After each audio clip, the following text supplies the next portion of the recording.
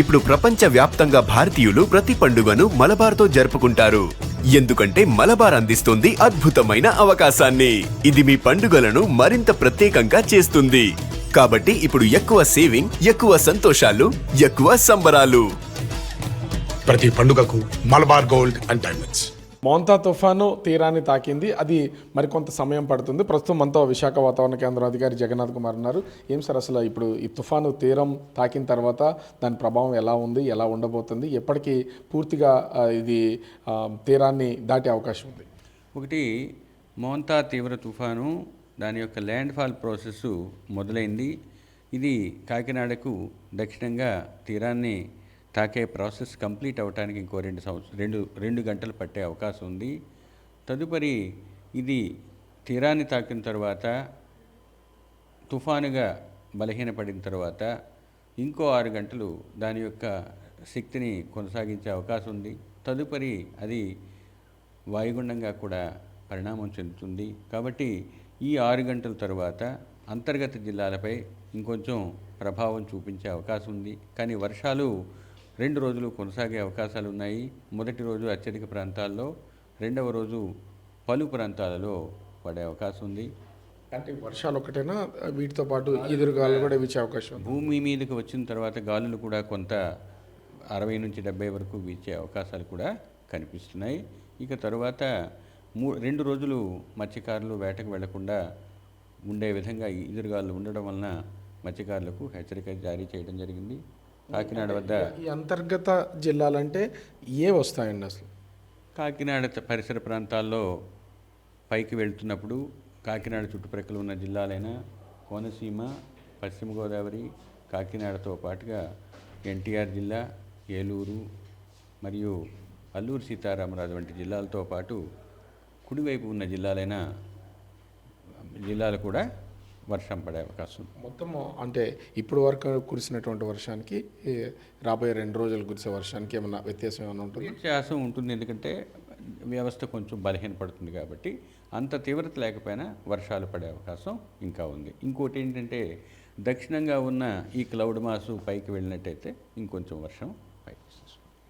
ఓవరాల్గా చూస్తే మొత్తం అంటే గడిచినటువంటి 3 రోజుల నుంచి అటు మోంతా తుఫాను ప్రభావం మీద అటు కాకినాడ, అమలాపురం, అదేవిధంగా ఈ నరసాపురం, ఈ ప్రాంతాలన్నింటినీ కూడా ఒక లెక్క వేసినటువంటిది అయితే ఉంది. అయితే కళింగపట్నం నుంచి మచిలీపట్నం వరకు ఇది తీరం దాటే అవకాశం ఉంది అని వాతావరణ శాఖ అధికారులు సూచించిన ప్రకారమే ప్రస్తుతం కాకినాడ తీరంలో ఇదైతే కొనసాగుతున్నటువంటిది అయితే ఉంది. అంటే ఇప్పుడు దాదాపుగా అర్ధరాత్రి 12 గంటల సమయం దాటింది. ఇది మరొక 2-3 గంటలు ఇది పూర్తిగా భూమి మీద నుంచి భూపరితలంలో తీరం దాటే అవకాశం ఉన్నటువంటి నేపథ్యంలో ఇంకా కూడా ఈదురుగాలు, వర్షం పడే అవకాశం ఉంది. దీని తర్వాత తీరం దాటిన తర్వాత మరొక 2 రోజుల పాటు అనేక చోట్ల భారీ వర్షాలు కురిసే అవకాశం ఉందని విశాఖ వాతావరణ కేంద్రం అధికారులు తెలియజేస్తున్నటువంటి పరిస్థితి కనిపిస్తుంది.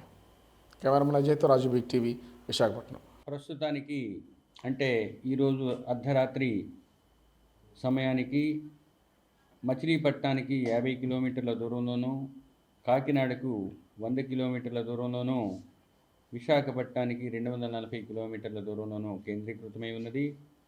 దీని యొక్క ల్యాండ్ ఫాల్ ప్రాసెస్ కొన్ని గంటల క్రితం మొదలైంది. ఈ ప్రాసెస్ ఇంకొన్ని గంటలు కొనసాగే అవకాశం ఉన్నది. దీని ప్రకారంగా ఈ వ్యవస్థ కొంచెం వాయువ్య దిశలో పయనించి కాకినాడకు దక్షిణంగా కోస్తా తీరాన్ని తాకే అవకాశం ఉంది. తీరాన్ని తాకే సమయంలో గాలుల యొక్క వేగం 90 నుంచి 100 కిలోమీటర్ల వరకు ఉండే అవకాశం ఉన్నది. తుఫాను తీరాన్ని తాకిన తరువాత కూడా 6 గంటల వరకు దాని యొక్క ఉధృతి తుఫానుగానే ఉండే అవకాశం ఉన్నందువల్ల ఇంటీరియర్ ప్లేసెస్ అంటే అంతర్గత జిల్లాలలో వర్షపాతం ఈరోజు అనగా 29వ తేదీన అత్యధిక ప్రాంతాల్లో తేలికపాటి నుంచి మోస్తరు వర్షాలు, కొన్ని ప్రాంతాల్లో భారీ నుంచి అతి భారీ, 1-2 ప్రాంతాలలో అత్యంత భారీ వర్షాలు పడే అవకాశం ఉంది. ఇక రెండవ రోజు అంటే 30వ తేదీన తేలికపాటి నుంచి మోస్తరు వర్షాలు పలు ప్రాంతాల్లో పడుతూ 1-2 చోట్ల భారీ వర్షపాతం నమోదయ్యే అవకాశం ఉంది. మత్స్యకారులకు హెచ్చరికలు కొనసాగుతున్నాయి. ఈ 2 రోజులు కూడా మత్స్యకారులు వేటకు వెళ్ళకూడదని నిషిద్ధమైన విషయాన్ని తెలియజేయడం జరిగింది. కాకినాడ ప్రాంతంలో పోర్ట్లో 10వ నంబరు ప్రమాద హెచ్చరిక కొనసాగుతుంది.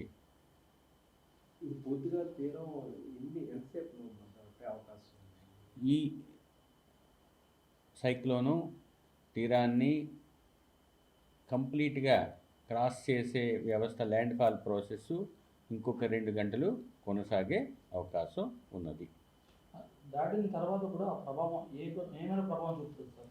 అదే దాటిన తర్వాత కొంచెం వీకెన్ అయ్యి సైక్లోన్గా కొనసాగుతుంది.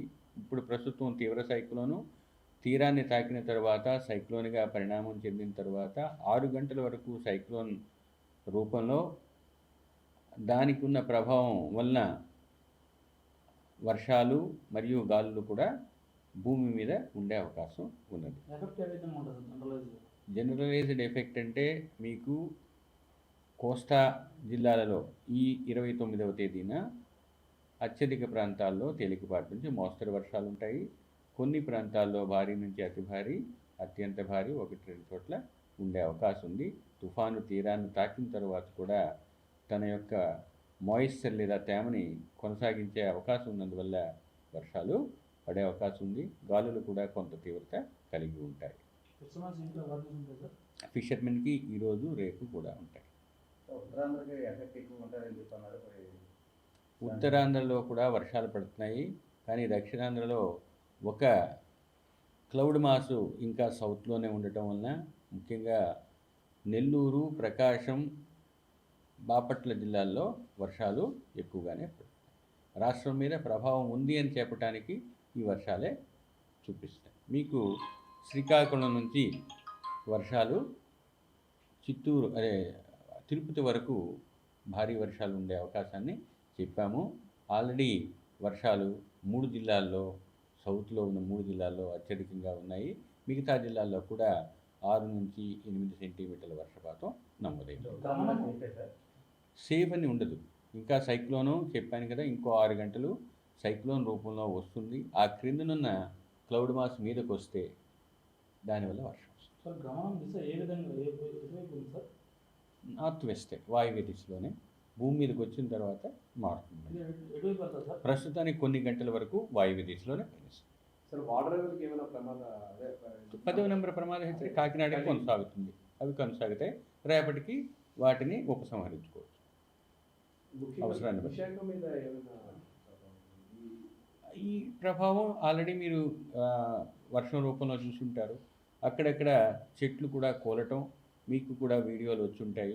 నర్సపూర్లో ఒక 2 గంటల క్రితం కూడా పెద్ద చెట్టు కూలింది. అలాగే బాపట్ల జిల్లాలో విన్నాము, తిరుపతి జిల్లాల్లో కూడా జరిగినాయి. కాబట్టి పూర్తి సమాచారం వచ్చే వరకు డ్యామేజ్ పొటెన్షియల్ గురించి చెప్పటం అవ్వదు. ఈ వర్షాల తీవ్రత ఇంకా ఏపీపై ఎన్ని రోజులు కొనసాగే అవకాశం ఉంది? 2 రోజులు 2 రోజులు వర్షాల తీవ్రత ఉంటుంది.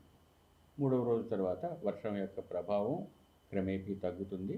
కాబట్టి ఈ తుఫానికి సంబంధించినంత వరకు 2 రోజులు వర్షాలు, 2 రోజులు సముద్రం మీద గాలులు ఉండే అవకాశం. అంటే ఏంటి సార్, గమనంగానే దిశగానే మారుతూ వచ్చిందా సార్ ఇది? లేదు, ఇది స్లో మూవింగ్ సిస్టమ్, అంతవరకు చెప్పలేదు.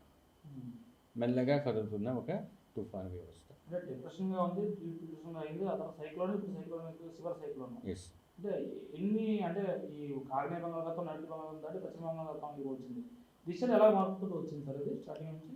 అవి ప్రతి సైక్లోను కూడా వెస్ట్, నార్త్ వెస్ట్ వెళ్ళే అవకాశం సాధారణంగా ఉంటుంది. దాని గమనాన్ని మార్చే ట్రఫ్లు, రిడ్జ్లు అవి ఉన్నట్టయితే అప్పుడు వేరేగా ఉంటుంది. అందువల్ల మేము మొదటి నుంచి సబ్ ట్రాపికల్ రిడ్జ్ పొజిషన్ బట్టి సైక్లోన్ ఈ విధంగా ఉంటుందని చెప్పాము. అలాగే జరిగింది. లేకపోతే నిన్న మీరు కోస్తా ప్రాంతాల్లో ఇంత వర్షాన్ని చూసి ఉండేవాళ్ళు కాదు. తుఫాను కాకపోతే, తుఫాను కానట్లయితే ఇంత వర్షపాతం వచ్చేది కాదు. అలాగే ఈరోజు కూడా మీకు వైజాగ్లో ఉదయం పడింది, ఇంకో 2-3 స్పెల్స్ పడ్డాయి. అలాగే కొన్ని జిల్లాల్లో స్పెల్స్ పడ్డాయి. మిగతా చోట్ల ఏంటంటే ఈ సైక్లోన్ షియరింగ్ ప్యాటర్న్ అంటారు, ముక్కలు అయిపోయే వ్యవస్థ. అప్పుడు దాని యొక్క ఉధృతి యూనిఫామ్గా ఉండదు. సార్ వాస్తవానికి నిన్న ఈవినింగ్ లేదా రాత్రి 11-12 మధ్య అన్నారు. ఇంకొక 2 గంటలు లేట్ అవుతుందంటే నిన్న రాత్రి అంటే ఎన్ని గంటలు తేడా రాదండి. నిన్న రాత్రి కూడా అర్ధరాత్రి అనే పదం నేను వాడాను. అర్ధరాత్రి అనే పదాన్ని వాడని మీరు పాత ఫైల్స్ చూసుకోండి. సాయంత్రం నుంచి అర్ధరాత్రి మధ్యలో అన్నారు. ఇప్పుడు అర్ధరాత్రి కొనసాగుతుంది, అర్ధరాత్రి ఇంకా ఉంది.